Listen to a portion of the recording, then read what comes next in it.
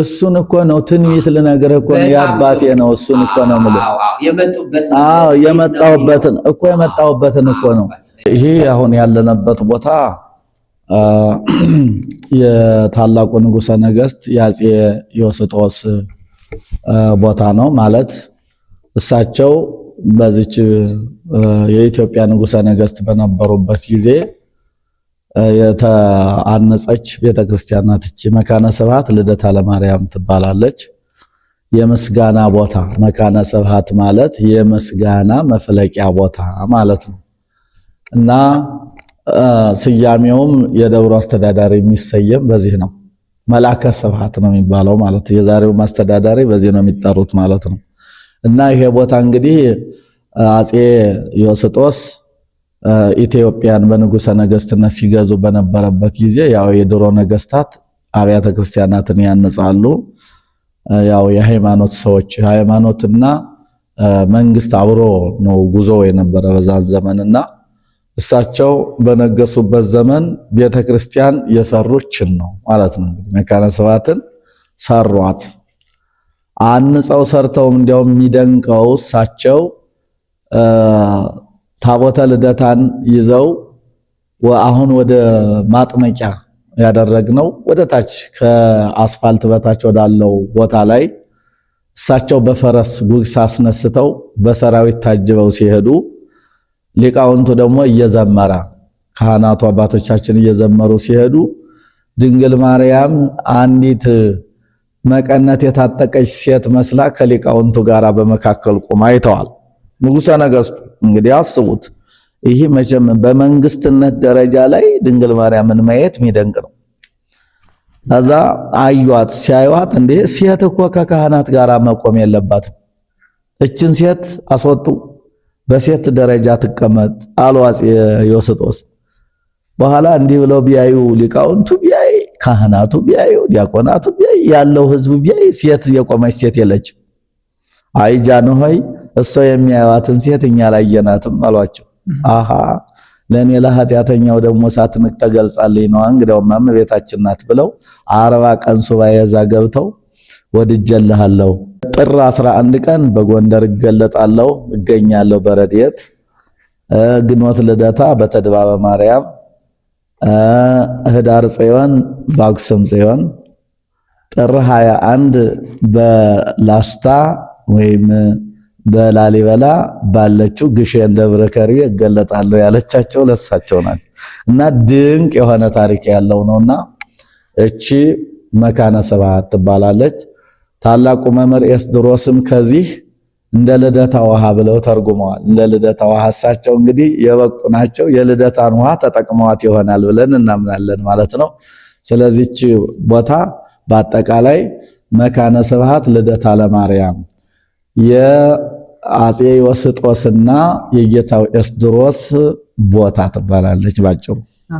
አባዬ ግን በዚህ አጋጣሚ ማለት ነው እኔ የማላቀው ምእመኑ እንዲያቀው የምፈልገው መጪውም ትውልድ አሁኑ የሚያቀው እንደ ልደታዋ ሲባል ሰምቼ አውቃለሁና ታሪኩ ምንድነው? አመጣጡ ምን ለማለት ተፈልጎ ነው? እንደ ልደታዋ አንዴ ስብከት ላይ ሲያስተምሩ ሰማውና ወደ መጨረሻው አካባቢ ነበር የደረስኩትና እንደ ልደታዋና አንድ ቃል ኪዳን እንዳለው አውቃለሁና ምንድነው እሱ ታሪክ አባቴ? በጣም ጥሩ። እንደ ልደታዋ የተባለው መጀመሪያው ታሪኩ ከብሉይ የመጣ ነው እና ምንድነው ይሄ ታሪክ ለመጀመሪያ ጊዜ በብሉይ እየተደረገ ነው። በዘመነ ነገሥት ነው። ዳዊት ታመመና ከኢየሩሳሌም ሲታመም ወደ ኢሎፍላውያን አካባቢ ከቤተልሔም ከከተማይቱ አስወጥተው ወደ ዳር ቀሳ ወጣ ይላል። ቀሳ ወጣ ማለት ቀሳ የሚሉት የታመሙ ሰዎች ዳስ ተጥሎላቸው ሂደው ያ በሽታ ተላላፊ በሽታ ስለሆነ ሰው እንዳይጠጋ ሰው እንዳይቀርብ ሰውየውን የታመመውን ሰው ወደ በረሃ ይወስዱና ለብቻው ዳስ ሰርተው እዛ ያስቀምጡታል ማለት ነው። ቀሳ ይሉታል። ይሄ ቀሳ ወጣ ይባላል። እና ምንድነው ዳዊት ሲታመም ቀሳ አወጡት ማለት ዳስ ሰርተው ከኢየሩሳሌም ከተማ ወደ ዳር አወጡት። በዛን ሰዓት ኢሎፍላውያን የሚባሉት የዛሬው ሊባኖሶች ያው እንግዲህ ቀድሞ ጀምሮ ነው ጦርነቱ አልፈው ቤተልሔምን ያዟት ሰፈሩባት። እሱ ምን አለ መኑ ማስተየኒ ማዘግተማ የህይወት ከህይወት ውሃ ከቤተልሔም ማን አምጥቶ ባጠጣኝ ውሃ ጠማኝ አለ። ለምን ቢባል ያለበት ውሃ የኩሬ ውሃ የጉድጓድ ውሃ ነው። እሱ ሂዶ ያለበት ዳር ያለው ውሃ አንደኛ ኩሬ ነው፣ በጉድጓድ ተቆፍሮ የወጣ ነው። ሁለተኛ ሰው ሲታመም ያገሩን ውሃ መናፈቅ የተለመደ ነው። ይህ በሁሉ የሚደረግ ነው ማለት። ሶስተኛ ግን ማየ ህይወትነት ያላት ናት የቤተልሔም ውሃ። ማየ ህይወትነት ያላት እሷን የጠጣ ሕያው የሚሆንባት በመሆኑ ዳዊት ይህን ተናገረ ይላል። ጌታው ኤስድሮስ ይሄንን እንደ ልደታ ውሃ ያሉት እቺ የልደታ ውሃ ደግሞ ልክ እንደ ቤተልሔሚቱ ውሃ ናት። ምክንያቱም ያቺ ማየ ህይወትነት የህይወት ውሃ እንደሆነች እችም ደግሞ ማየ ህይወትነት ያላትና ሰዎች ተጠቅመውበታል። እኛ አናቅም፣ አሁን አልተጠቀምነበትም። ሰዎች ግን በጊዜው የበቁ ሰዎች ተጠቅመውበታል ማለት ነው። እናቺ ውሃ እዚህ ከልደታ በላይ በዚህ ወደ ቀራንዮ መውጫ እዛ አካባቢ በስተቀኝ በኩል የምትፈሰው ወደ ምስራቅ በኩል ወዲህ ነው የምትፈስ።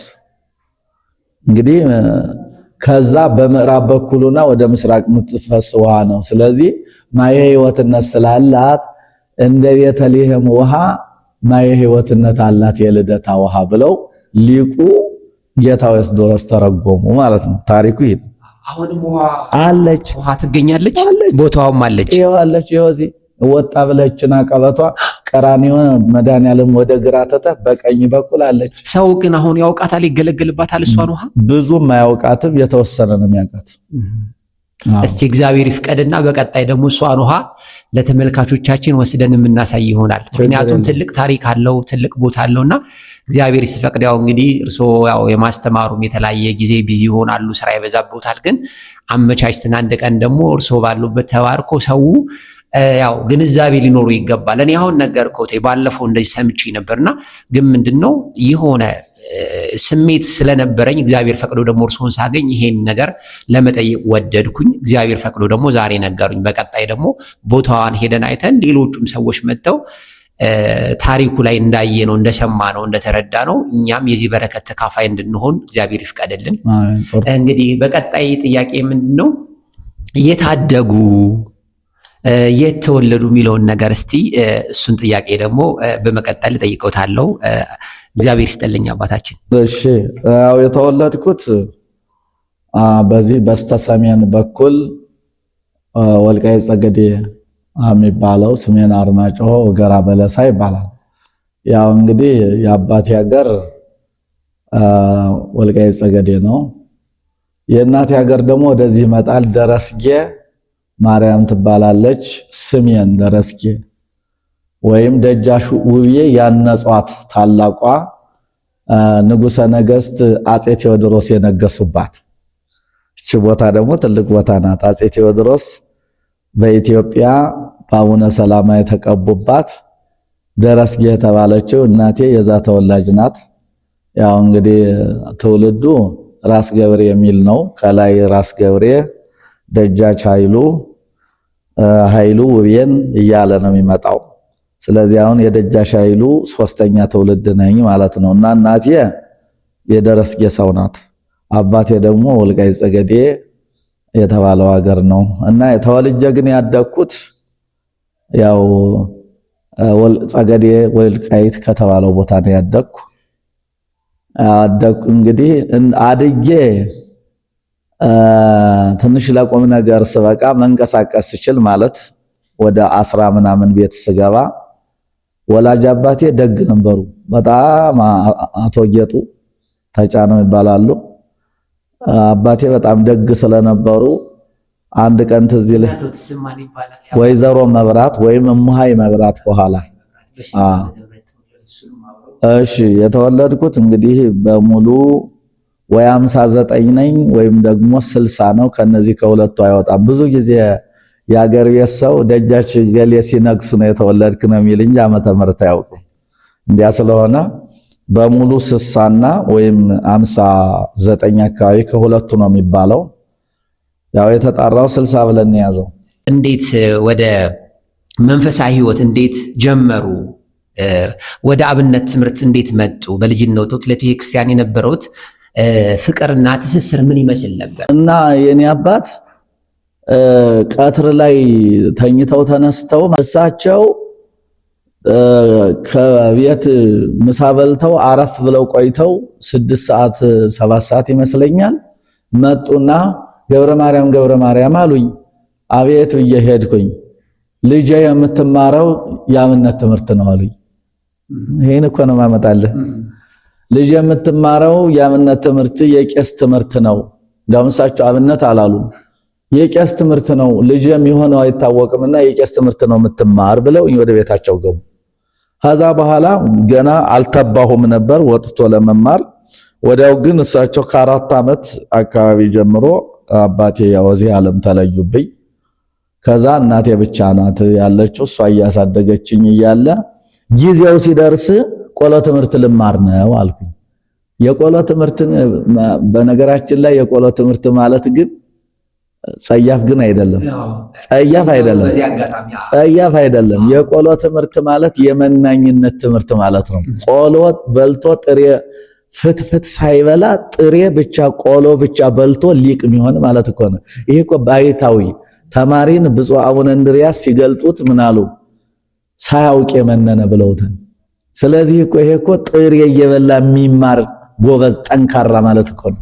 ታዲያ የቆሎ ተማሪ ብለን መጥራት እንችላለን? ምንም ጸያፍ የለውም ማለት ነው። አዎ አይ የአብነት ተማሪ የሚለው አብነት ማለት የማይሸራረፍ የማይቆራረስ ዶግማ ነው። አሁን ዶግማን አብነት እንለዋለን። ሃይማኖት አይቀነስም አይሸራረፍም ማለት። ታሪክ ግን በየጊዜው የሚቀያየር ታሪክ ሊኖር ይችላል። ስለዚህ አሁን አብነት የሚለው ቀጥ ያለ የማይበረዝ ከላይ ተያይዞ አንዱ መምህር ለአንዱ እያስተማረ የሚመጣ የማይለወጥ አብነት ትምህርት ቤት ይባላል። የቆሎ ትምህርት ቤት ማለት ቆሎን እየበላ እንጀራ በወጥ ሳይበላ ሊቅ የሚሆን ማለት ነው። መናኝ ማለት እኮ ነው። ይሄ የሚያስደንቀው እንጂ የሚያስተች አይደለም ብዬ ነው። አዎ ይሄ ነው። እና ከዛ እሳቸው ከሞቱ በኋላ ይሄ እማራለሁ የቄስ ትምህርት ስል ቤተሰብ ያዘኝ። እናቴ ደግሞ እንድወጣ ስላልፈለገች አይሆንም አለች። ከዛ ጣፍቼ ትምህርት የጀመርኩ የቆሎ ትምህርት ወይም የቄስ ትምህርት የጀመርኩት ጣፍቼ ሄጄ ነው። የተወሰነ እስከ ዳዊት እስከ ንባብ ዳዊት ግብረ ዲቁና ሰዓታት የሚባሉትን ትንሾች ዕውቀቶች የዲቁና ዕውቀት እሷን ካወቅኩ በኋላ በዲቁና ወደ ሀገሬ መጥቼ መቀደስ ጀመርኩ። ከዛ ቀጥዬ ግን ትልቅ ትምህርት መማር ፈልጋለሁ አልኩኝ። ትልቅ ትምህርት ያልኩት አቋቋም ቅኔ የሚባለው ነው። ሊቃውንቱ መርጌቶቹ በዓል ዋዜማ ሲመጣ እንግዲህ አንድ በዓል ማታ መተው ድጓ ይቃኙና ያንን ደግሞ ቅኔ ያረጋሉ። ያን ከበሮ ሲመታ ምን ደስ ስላለኝ እኔ ይህን ትልቅ ትምህርት ልማር ነው ብዬ ለእናቴ ይሄንን ጥያቄ አቀረብኩ። በፍጹም እሱን እንድትማር አልፈልግም ደግሞ አለች። እምቢ አለች። እንዳልወጣ ነው ይሁሉ የምትፈልገው። አዛ እምቢ አልኳት። ጠፍቼ ወጣውና ወዲህ ወደ ወገራ የሚባለው ቦታ ከጸገዴ ማለት ነው። ከጸገዴ ወገራ የሚባለው ቦታ እዚህ መጥቼ ምንም ቅኔ ሳልቀኝ ምንም ሳልል ግብረ ዲቁና ሰዓታት ብቻና ዳዊት እንደደገምኩ አቋቋም ቤት ገባው። ዝምዬ ምንም ለአቋቋም ቅድመ ሁኔታ ነበረው። ማነው እሱ? ዜማ የሚባል አለ፣ ጾመ ድጓ ምዕራፍ የሚባል አለ። ያን ተምረህ ወደ አቋቋም ሲገቡት ነው የሚቀናና ያንን ባለማስተዋል ገባው። ግን ተፈጥሮዬ የመያዝ ችሎታ ስላለኝ አላቃተኝም። ከመካከል ግን በልጅነቴ አንድ የሚታየኝ ነገር ስለነበረ መንን ሂድ ወደ ገዳም ሂድ የሚለኝ ነገር እንደገና ደግሞ ከቤታችን አንዲት እንስራ ነገር ነበረችና ከእንስራይቱ ላይ የማርቆስ ወንጌል ላይ በአማርኛ የተተረጎመች የማርቆስ ወንጌል አገኘው። ምን ትላለች? ስለኔና ስለ ወንጌል እናት አባቱን ሚስቱን ልጆቹን ትቶ የሄደ 100 እጥፍ መንግስተ ሰማያት ያገኛል ምትል አነበብኩኝ። ያችም ከልቤ ውስጥ እየሆነች ታስቸግረኝ ስለነበረ ትቼ ወደ ገዳም ነው የገባው። አቋርጬ ማለት ነው፣ አልገፋውበትም። ትቼ ሄድኩኝ። ገዳም ገብቼ አብረታን ተዋልድባ መጀመሪያ ሰቋር ዋልድባ በጥቁር ራስነት ቦሆ በእግሬ እየጠቀጠቅኩ ጠላ እየጠመኩ ለቤተ እግዚአብሔር ሐቋርፍ ለሚወጡ አባቶች እገዛ እያረኩኝ የጥቁር ራስነትን ጊዜ ጥቁር ራስ ነው የሚሉት ገና ያልመነኮሰውን ማለት ነው። ያን እያገለገልኩ ቀጥዬ ደግሞ ዳልሻ ኪዳነ ምሕረት ወደምትባል ወረድ ብዬ ደግሞ የበለጠ አገልግሎት ሰጠው። ምንኩስናውን ገና በ18 ዓመት የተቀበልኩ 20 ሳይሞላኝ ማለት ነው። ለምን ቢባል ዳልሻ በሚባለው ቦታ 44 ደዌ የተሰጠ ነው ይባላልና ሰው ይሞትበታል። የመጀመሪያ ምንኩስናውን በ18 ዓመት ተቀበሉ። 18 ዓመት ነበር የተቀበሉት ምንኩስናው ዋልድባ ስቋር ነው ዳልሻ ኪዳነ ምሕረት። አዎ ከዛ ተቀበልኩና እንግዲህ ካህናቱ ሁሉ አልቆ ሚያጥን ስለጠፋ አጣኝ ስለጠፋ አንድ ጓደኛዬ ጋር ሆነን እሱ 17 ምናምን ቢሆን ነው እኔ 18 ይሆናለሁ በእድሜ ሁለታችንም የበሽታ ጠልፎ ይዞን ሊሄድ ስለሆነ ቶሎ ተዘጋጅተን እንቆየውን መንኩስና እንሙት ተባባልን። አዛ ብንመነኩስስ ታጥሎን ሄደ በሽታው ሳይመጣ ቀረ። እግዚአብሔር ይመስገን። ምክንያቱም ይህን ዙረት ማን ይዞርልን? ይህን ሁሉ ሀገር ማን ይዞርልን? ለዙረት ስላለን ማለት ነው። ስለዚህ ያው ታራፍና ማለት ነው። ቀጥሎ ምን ነበር የተነሳው በሽታ? በሰዓቱ በሽታ አለው 44 በሽታ ጻድቁ አቡነ ተስፋ ሐዋርያት በስምንተኛው ሺህ በአሁኑ ዘመን ማለት ነው። በስምንተኛው ሺህ መነኮሳቱ ሰያፊ ወይም ደግሞ አረባዊ ሰያፊ ሲመጣ ፈርተውን ይሸሹ ይችላሉ፣ ላይሰየፉ ይችላሉና ስለ ሰይፍ ይሆናቸው ብለው ነው በሽታውን የተቀበሉ። ኋላ ግን አሁን አረብ ወይም የውጭ ጠላት ሊሰይፍ በሚመጣበት ጊዜ ያቺ ቦታ ትሰወራለች ይባላል። ትሰወራለች ገዳሙ ላይ ማለት ነው። እሷ ትሰወራለች፣ ሌላው ሲሰየፍ፣ እሷ ግን ተሰጥቷት ስለሆነ እሷ ትሰወራለች ይላል ማለት ነው። እና ከሷ ያው የተወሰነ ካገለገልን በኋላ ደግሞ ወደ ዋናው አብረታንት ሄደናል። አብረታንት እኔ እንግዲህ ተመልከት በ18 መነኮስኩ 19 20 21 22 4 ዓመት አብረታንት ካጠምኩ በኋላ ያው በጊዜው በደርግና በኢህአደግ ጦርነት ነበር። ጦርነቱ ገፋ እና ያ ቦታ ደግሞ ችግር ገጠመው ገዳሙ ማለት ነው። እኛም መነኮሳት ችግር ገጠመን። ወጣት መነኮሳት ወደ ትጥቅ መግባት አለባቸው የሚል ችግር መጣ። በዛ ምክንያት ኮብልለን ወደዚህ ወደ ወገራ መጀመሪያ ወደ ሄድኩበት ወደዚህ ቦታ መጣሁ። ቅኔ ቤት ገባሁ። ሀብዬ ቅኔ ቤት ገባሁ። አቋቋም ቤት ገባሁ። አቋቋም ጎንደር አስመሰከርኩ። ሄደ እንግዲህ ወደ ፈለኩ እሱን እየጠቀሱልኝ ሄዱ። አሁን ምንድነው ትልቁ ነገር አሉ አሁን ጎንደር ላይ ብቻ ያሉ ጎጃም ላይ ያሉ የተለያዩ ቦታዎች አሉና እነዚህ የትምህርት ቤቶችን እየጠቀሱልን እንዲያልፉ ፈልጋለሁ። ምክንያቱም ሰው ማወቅ አለበት። በቀጣይም እግዚአብሔር ፈቅዶ የእርሶ መምህራኖች እነማን ናቸው የሚለው ማወቅ ፈልጋለሁ። ከዛ ደግሞ ሄጄ እነሱንም ጠይቄ ለታሪክ መቀመጥ ስላለበት እያንዳንዱ ቦታ እየረገጠን አሁን ትልቁ እኔ ያስኩት ዓላማ ምንድነው? እንደ እግዚአብሔር ፍቃድ በእርሶ በእግዚአብሔር ቸርነት በእርሶ አባትነት እገዛ እኔ በጣም ላመሰግኖት ፈልጋለሁ። ዛሬ ላይ እርሶ ጋር ቁጭ ብዬ የምጠይቅበት አቅም ወይም ደግሞ እውቀት ኖሮ ሳይሆን በእርሶ እገዛ በእግዚአብሔር ቸርነት ነውና እነዚህ ሰዎች በሙሉ በማህደራችን ተቀምጠው ነገ ለብዙዎቻቸው ታሪክ እንዲሆኑ ለኛ መጽሐፍ ሆኖ ለመጪው ትውልድ እንዲሆኑ ስለምንፈልግ እያንዳንዷን ሂደት ማወቅ ፈልጋለሁ። አውቃለሁ ብዙ ትምህርት ጊዜ ያለው የለውትም፣ ግን ይሄ ነገር ደግሞ ብዙ አስፈልጓቸው ወይም ደግሞ የሚያስፈልጋቸው እንደኔ አይነት ወንድሞች በመላው ዓለም ያሉ ምዕመኖችም ስላሉ ይሄ ነገር ያስፈልገናልና ይሄን በደንብ አውርተን ዛሬ ሰፊ ጊዜ ይዘን ነው የምንነጋገረውና ምክንያቱም የእርሶ ታሪክ ተነግሮ የማያልቅ ቢሆንም ግን የተወሰነውን ነገር ደግሞ ማግኘቱ ለኛ ረዴትም አለው በረከትም አለው። እንደገናም ደግሞ በስጋችን ደግሞ የሚጠቅመን ስለሆነ በደንብ እንግዲህ ያው እያደከምኩት ነው ይገባኛል። ዘርዘር አድርገው እንዲነግሩን ስለምንፈልግ ነውና በዚሁ አጋጣሚ ያው እያነሱት እንዲሄዱ ክህነትን እንዴት ተቀበሉ፣ ወደ ክህነት ውስጥ እንዴት ገቡ፣ ያው ምንኩስናም ክህነትም ያለውት አባት ሙሉ የሆኑ እግዚአብሔር ያው በትልቁ አብዝቶ የባረከውት አባት ስለሆነ ይሄንም እንዲነግሩ ፈልጋለሁ። እንግዲህ አመሰግናለሁ አባቴ በድጋሚ።